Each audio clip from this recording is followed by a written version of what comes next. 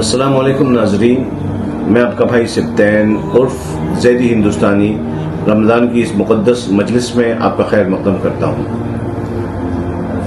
رمضان آتے ہیں، ہم سب خوش ہو جاتے ہیں، شیطان قید کر دیا گیا، مگر اس کے باوجود یہ دیکھا جاتا ہے کہ گناہ ہو رہے ہیں، جھوٹ، غیبت، چغلی وغیرہ، یہ تمام برائیاں جو ہیں وہ برابر چلتی رہتی ہیں۔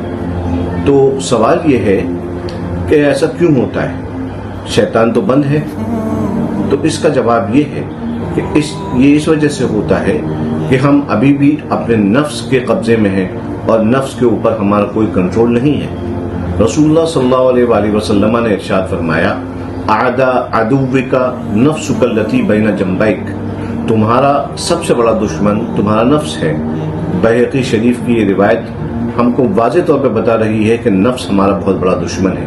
ظاہر سی بات ہے، اس رمضان میں ہمیں صرف روزے نہیں رکھنا، صرف بھوک اور پیاس برداشت نہیں کرنا ہے، بلکہ اپنے نفس پر قابو اور کنٹرول پانے کی ہمیں کوشش کرنا ہے، تاکہ رمضان بعد جب شیطان آزاد کر دیا جائے تو ہمارا نفس اس کے ہاتھ میں کھلونا نہ بن سکے۔ یہی میری دعا ہے اللہ تعالیٰ کی بارگاہ میں کہ اللہ تعالیٰ ہمیں نفس پر قابو پانے کی توفیق، قوت اور طاقت عطا فرمائے۔ والسلام مع الاحترام۔